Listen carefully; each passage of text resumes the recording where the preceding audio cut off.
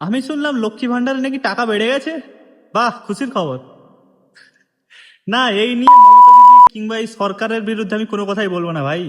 কারণ ওই শ্রমিক অধিকারী ওরফে ননসেনের অবস্থা দেখে আমার নিজেরই গা ফেটে গেছে।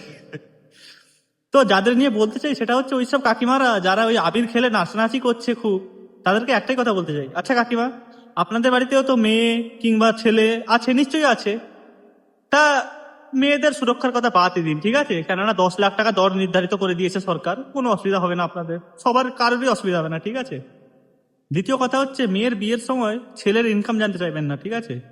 যে ছেলে কি করে, চাকরি করে কি করে, কোনোদিন জানতে চাইবেন না। কারণ ওই ভাতা পাবে 1,500 টাকা, ওতেই সন্তুষ্ট হয়ে যাবেন। দ্বিতীয় কথা, ছেলে যখন বড় হয়ে কোথাও চাকরি টাকরি পাবে না, বাইরের রাজ্যে যেতে হবে, তখন বছর বছর যখন বাইরের রাজ্যে পড়ে থাকবে, তখন ছেলেকে না দেখতে পেয়ে চোখের জল ফেলবেন না, ঠিক আছে?